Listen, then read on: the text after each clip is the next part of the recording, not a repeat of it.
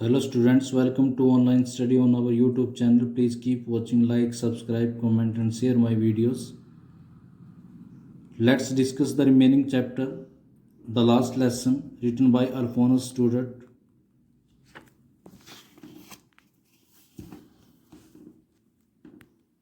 While I was thinking of all this, जब मैं ये इन सभी के बारे में फ्रेंच जब इन सभी के बारे में सोच रहा था, I heard my name called, तो उस समय मुझे अपने नाम सुनाई दिया. It was my turn to recite, अब मेरी टर्न थी रिसाइट करने की, बोलने की. What would I not have given to be able to say that dreadful rule for the participle all through, very loud and clear and without one mistake.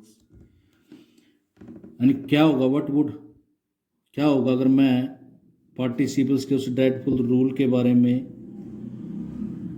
अच्छे से loud और क्लियर आवाज़ में बगैर मिस्टेक के नहीं बोल पाया था, क्या होगा. But I got mixed up on the first words and stood there, लेकिन मैं पहले ही वर्ड्स पे मिक्सअप हो गया, कन्फ्यूज हो गया और वहाँ पर खड़ा रहा. Holding on to my desk, अपने डेस्क को पकड़े, माई हार्ट बीटिंग, मेरा हार्ट बीट कर रहा था, ट्रेम्बल कर रहा था, not daring to look up, और मैं ऊपर देख भी नहीं सकता था.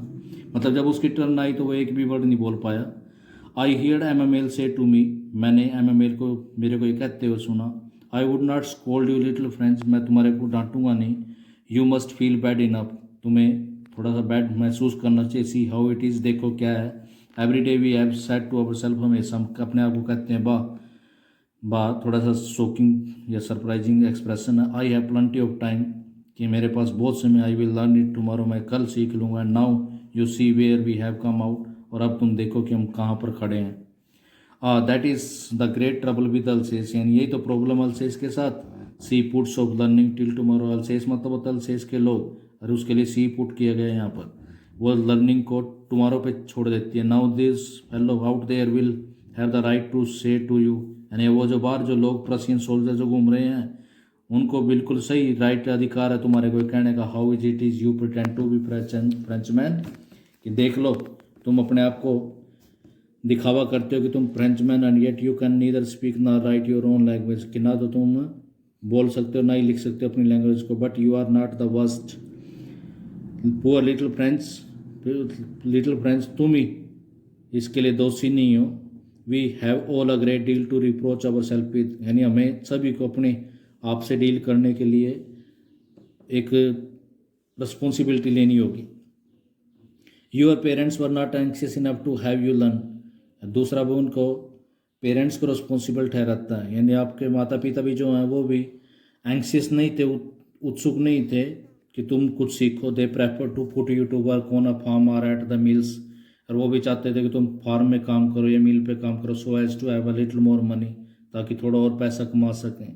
एंड आई, यानी अब पेरेंट्स को बताने के बाद फिर वो अपने ऊपर रिस्पॉन्सिबिलिटी लेगा. I have been to blame also, मुझे भी अपने ऊपर अपने को ब्लेम देना चाहिए. Have I not often sent you to water my flowers instead of learning your lesson, कि मैंने भी तुम्हारे को लेसन लर्न करने की बजाय तुम्हें अपने फ्लावर्स को पानी देने के लिए नहीं भेज दिया था. And when I wanted to go fishing, और जब भी मैं मछली पकड़ने के लिए जाना चाहता था, didn't I not just give you a holiday, क्या मैंने तुम्हें छुट्टी नहीं दे दी.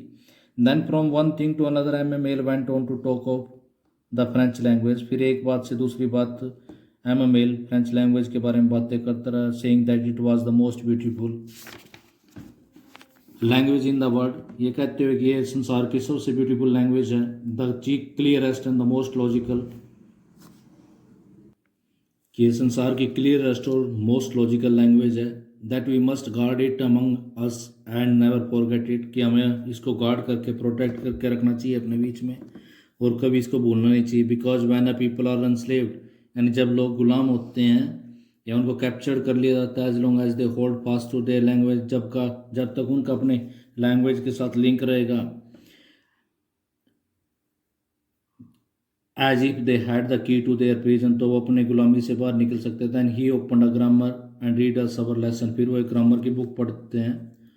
आई was amaze to see how well I understood it, और उसको बड़ा सरप्राइज हुआ कि उस दिन उसने सारा कुछ अच्छे से सीख लिया. All he said seemed so easy, जो उसने पढ़ाया टीचर ने उसको बिल्कुल ईजी लगा. I think too that I had never listen so carefully, तो अब वो कहता है कि मैंने भी कभी बड़े ध्यानपूर्वक सुना नहीं. And that he had never explain everything with so much patience, और टीचर ने भी इतनी पेशेंस के साथ पहले कभी नहीं पढ़ाया। It seemed almost as if the poor man wanted to give us all he knew before going away. ऐसा लगता था कि वो पुअर व्यक्ति हमारे को वो सब कुछ देना चाहता है जो वो जानता है जाने से पहले, and to put it all into our heads at one stroke, और एक ही झटके में हमारे सिर में उसको डालना चाहता है। After the grammar we had a lesson in writing. Grammar के बाद हमने राइटिंग में लेसन लिया। That day MML and had new copies for us written in beautiful round and France Alsace. उस दिन एमएमएल हमारे लिए नई कॉपी लेकर आए थे राइटिंग की, जिसमें राउंड एंड में लिखा हुआ था France अल्सेस। They looked like little flags floating everywhere in the school room. यानी वो जो राइटिंग की बुक थी छोटे छोटे से फ्लैग की तरह दिखाई दे, जो रूम में चारों तरफ उड़ रहे थे, फ्लोटिंग कर रहे थे। Hung from the rod at the top of her desk. जो हमारे डेस्क पे जो रोड लगी थी उस पर उसने उसको हैंग किया हुआ था। You ought to have seen how everyone set to work. आप देख सकते हैं कि वहाँ पर प्रत्येक व्यक्ति कितनी अच्छे से काम पे लगा हुआ था। How quiet it was. चारों तरफ कितनी शांति थी। The only sound was the scratching of the pen over the paper. यानी सिर्फ जो आवाज़ वहाँ पर जो आ रही थी पेन की स्क्रैचिंग की, पेन से लिखने की आवाज़ आ रही थी। वंस सम बीटल्स फ्लू इन। एक बार कुछ कीड़े मकोड़े यानी जो भीड़ वगैरह होती है वो अंदर आ गई। But nobody I paid any tension to them, not even the littlest one. यानी उसकी तरफ किसी ने भी ध्यान नहीं दिया, छोटे बच्चों ने भी नहीं। Who work right on tracing their fish hooks. जो मछली की हुक्स को ट्रेस कर रहे थे। As if that was French too. यानी उनका भी बड़ा लगाव पैदा हो गया फ्रेंच के प्रति। On the roof the pigeons cooed very low. Pigeons जो रूफ थी वहाँ पर स्कूल की जो छत थी उस पर पिजन्स कूइंग कर रहे थे बड़े धीमे आवाज़ में। I thought to myself. मैंने अपने आप को सोचा, will they make them sing in German even the pigeons. कि क्या वो जो उन्होंने हमारे ऊपर ये जो रूल थोप दिया क्या वो पिजन्स के ऊपर भी थोप देंगे, उनको भी वो पिजन्स को भी जर्मन लैंग्वेज में बुलवा देंगे। इसका कहने का मतलब है कि क्या वो हमारे ऊपर तो फिजिकली तो हमारे ऊपर थोप सकते हैं, लेकिन क्या इंटरनली भी वो हमारे को स्लेव बना सकते हैं। When ever I looked up from my writing. यानी जब भी मैं राइटिंग से ऊपर देखता ऐसा एमएमएल सिटिंग मोशनलेस इन हिज चेयर। और मैं एमएमएल को अपनी चेयर पर बिल्कुल ही हिले डुले देखता। Gazing first at one thing then at another. जो कभी एक चीज़ पर कभी दूसरी चीज़ पर देख रहा होता था। As if he wanted to fix in his mind just how everything looked in that little schoolroom. यानी वो अपने माइंड में फिक्स करना चाहता था कि उस रूम में सब चीज़ें कैसे दिखाई देती हैं। फैंसी, कल्पना करो, इमेजिन करो, 440 years he had been there in the same place. की 40 साल से वो वहीं पर एक स्थान पर है। With is garden outside the window. और जिसका खिड़की से बाहर एक लिटिल सा गार्डन भी है। And is class in front of him. और उसके सामने उसकी क्लास। Just like that. यानी इस तरह से इमेजिन करो उसको कितना दुख हुआ होगा। Only the desk and benches had been worn smooth. सिर्फ डेस्क और बेंचेज यूज़ करने के बाद स्मूथ हो गए। The walnut trees in the garden were taller. Walnut tree जो गार्डन में उसने लगाया था बड़ा हो गया था। And the hop point that he had planted himself to wind about the windows to the roof. और जो बेल उसने लगाई थी, क्लाइंबर जो उसने लगाई थी, वो भी विंडो से होते हुए छत पर पहुंच गई थी। How it must have broken it heart. इन सभी चीज़ों को देखकर उसका हार्ट कितना टूटा होगा। To leave at all. इन सभी को छोड़कर जाना उसको कितना बुरा लगता होगा उस आदमी को। To hear his sister moving about in the room above.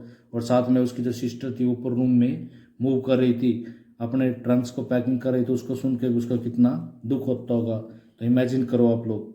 For they must leave the country next day. क्योंकि उनको अगले दिन अपनी कंट्री को छोड़ना था। But he had the courage to hear every lesson to the very last. लेकिन उसमें बड़ा साहस था आज लेसन को लास्ट तक सुनने में। After the writing we had lesson in history and then the babies sent it their ba be bi bo u. फिर हमने हिस्ट्री में अपना लेसन लिया और जो बच्चे छोटे बच्चे थे उन्होंने अपना जो राइम स्कीम वगैरह या जो अल्फ़ाबेट उनको सिखाए गए थे वो बोले। Down there at the back of the room old Hauser had put on his spectacles. और पीछे जो बैक बेंचेज पे ओल्ड होजर बैठा हुआ था उसने अपने स्पेक्टेकल्स पहन लिए थे। Holding his primer in both hands. उसने अपने प्राइमर को अपने दोनों हाथों में पकड़ लिया था। Spelling the letters with them. वो भी बच्चों के साथ लेटर्स की स्पेलिंग बोल रहा था। You could see that he too was crying, his voice trembled with emotion. तुम देख सकते हो कि वो भी क्राइंग कर रहा था और उसकी जो वॉइस थी वो इमोशन की वजह से ट्रेमलिंग कर रही थी, यानी उसके अंदर भी उसके प्रति इमोशन जाग गए थे। And it was so funny to hear him that oh we all wanted to laugh and cry, यानी इतने बड़े व्यक्ति को रोते हुए देखकर सुनकर हमें फनी लगा और हम सभी लाफ और क्राई करना चाहते थे। How well I remember it that last lesson. तो ये जो लास्ट लेसन था मैंने कितने अच्छे तरीके से याद है। All at once the church clock struck 12, तो उसी समय चर्च की घड़ी में 12 बज गए। देन द एंगल्स, फिर उसके बाद प्रेइंग हुई। At the same moment the trumpets of the Prussians, और उसी समय जो प्रशियन सोल्जर थे उनके ट्रम्पट के जो एक बाजा बजाते हैं वो, उसकी आवाज़ आई। रिटर्निंग फ्रॉम द ड्रिल, वो अपनी ड्रिल से वापस आ रहे थे। साउंडेड अंडर आवर विंडोज, उनकी आवाज़ हमारी खिड़की के नीचे आई। M Hamel stood up, M Hamel खड़ा हो गया। Very pale in his chair, अपनी चेयर पर बिल्कुल वाइट होकर। I never saw him look so tall, मैंने कभी उसको इतना लंबा नहीं देखा। माई फ्रेंड सेड ही, उसने कहा मेरे मित्रों। आई वो कुछ बोलना चाहता लेकिन बोल नहीं सका। बट समथिंग चोक हिम, उसके गले में कुछ उसने ब्लॉक कर दिया। He could not go on, वो बोल नहीं पाया। Then he turn to the blackboard, तब वो ब्लैक बोर्ड की तरफ मुड़ा। टूक ए पीस ऑफ चौक का एक piece and bearing on with all his might, might means होता है स्ट्रेंथ, और अपनी पूरी स्ट्रेंथ के साथ ही wrote as large as he could, यानी वो जितना बड़ा लिख सकता उतना बड़ा लिखा। वाइवा ला फ्रांस, यानी लॉन्ग लिव फ्रांस, मीनिंग है इसका लॉन्ग लिव फ्रांस, यानी फ्रांस बहुत लंबे समय तक जीवित रहे। Then he stopped and leaned his head against the wall, फिर वो जो सब कुछ उसने रोक दिया और दीवार के साथ अपना हेड लगाया। एंड विदाउट अ वर्ड, और बगैर एक शब्द बोले, he made a gesture to us with his hand, और अपने हाथ के द्वारा हमारी तरफ एक साइन कर दिया, बॉडी साइन कर दिया। School is dismissed, you may go, school dismiss हो गया, आप जा सकते हैं। Students, that is the finishing of the chapter. Hope you have understood it. Please keep watching my videos. Don't forget to like and subscribe my channel. It will inspire me for more and more better content. Thank you.